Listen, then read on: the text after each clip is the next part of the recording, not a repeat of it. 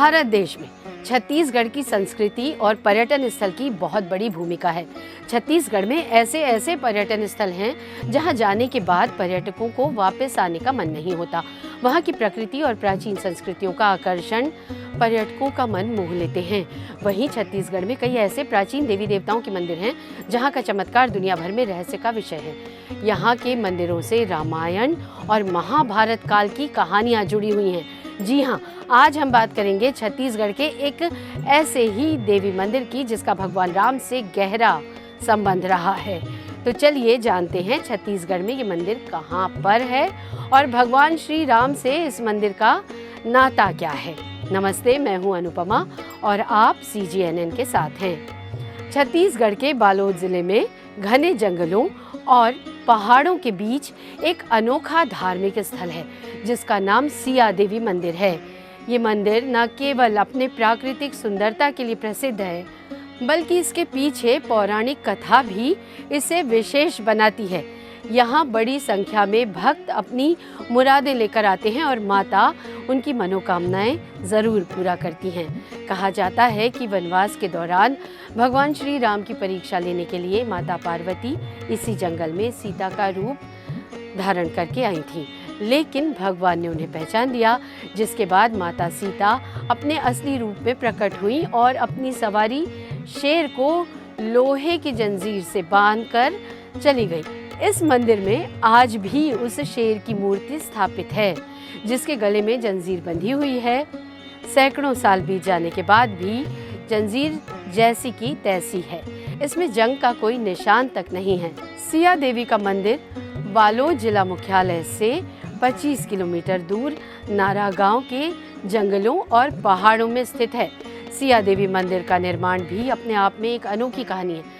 सन 1963 में स्थानीय लोगों ने मंदिर बनाने की योजना बनाई। ईंट बनाने के लिए भट्टे में आग लगाई गई, लेकिन रात में तेज बारिश होने के कारण लोगों को लगा कि सारी ईंटें खराब हो गई होंगी। लेकिन सुबह लोग जब भट्टे के पास पहुंचे तो उन्होंने देखा कि बारिश के बावजूद ईंटें पूरी तरह से पक चुकी हैं। इसके बाद बेल के गूदे और गुड़ की मदद से ईंटों को जोड़कर मंदिर का निर्माण किया गया। सिया देवी न केवल धार्मिक दृष्टि से महत्वपूर्ण है बल्कि ये प्राकृतिक सौंदर्य का भी एक महत्वपूर्ण उदाहरण है। मंदिर के चारों तरफ हरे भरे पेड़ पौधे और झरने हैं जो इनकी सुंदरता को और भी खूबसूरत बनाते हैं। खासकर बारिश के दिनों में यहाँ का नज़ारा देखते ही बनता है। हर साल नवरात्रि और नए साल के मौके पर यहाँ भक्तों की भारी भीड़ उमड़ती है। लोग न केवल माता का दर्शन करते हैं बल्कि यहाँ की प्राकृतिक सुंदरता का भी आनंद लेते हैं। सिया मंदिर आस्था का इतिहास और प्राकृतिक सौंदर्य का अद्भुत संगम है जो हर साल लाखों पर्यटकों को अपनी ओर आकर्षित करता है। यहाँ की प्राकृतिक सुंदरता, पत्थर से बनी गुफाएं, झरने, झील और घना जंगल लोगों के मन को मोह लेते हैं। यहाँ पर वाल्मीकि ऋषि की मूर्ति, शंकर, माता पार्वती, गणेश, लव, कुश और सती माता की मूर्ति देखने को मिलती है। सीता माता अपने दोनों बेटों लव और कुश के साथ इसी जंगल में रहा करती थीं। यहाँ पर सीता माता के चरणों के निशान देखने को मिलते हैं। ये स्थान धार्मिक और पर्यटन स्थल के रूप में जिले में अपनी अलग पहचान बनाए हुए है। यहाँ पर लोगों का आना हर महीने होता है। साथ ही ये पिकनिक स्पॉट के लिए भी मशहूर है। श्रद्धालुओं के लिए 5 दिवसीय रामचरितमानस का आयोजन भी यहाँ किया जाता है। प्राचीन समय से ये स्थान दंडकारण्य क्षेत्र में आता था। इस मंदिर की ये भी मान्यता है कि वनवास काल में भगवान श्री राम और लक्ष्मण देवी सीता को ढूंढते हुए यहाँ आए थे। पति के प्रति निष्ठा का परीक्षण करने के लिए माता पार्वती ने माता सीता के रूप में भगवान राम की परीक्षा ली, लेकिन भगवान राम ने उन्हें पहचान लिया और माँ के रूप में संबोधित किया। माता पार्वती को इस घटना से अपराध बोध हुआ। उन्होंने इस संबंध में भगवान शिव को बताया और क्षमा मांगी। तब शिव जी ने माँ पार्वती को देवी सीता के अवतार में इस स्थान में विराजमान होने के लिए कहा। तभी से ये स्थान देवी सिया मैया के नाम से प्रसिद्ध हुआ। यहाँ सीता माता के चरण कमल के निशान भी हैं। एक और मान्यता के अनुसार देवी की सवारी शेर रात में माता की रक्षा के लिए आता था। ये स्थान महर्षि वाल्मीकि के तपोभूमि के रूप में भी प्रसिद्ध है। सिया देवी मंदिर में सन 1983-84 में ज्योति कलश प्रारंभ हुआ। ज्योति प्रकाश कुंज निरंतर चलता रहा। देवी मंदिर परिसर में प्राकृतिक सौंदर्य पर्यटकों का मन मोह लेते हैं।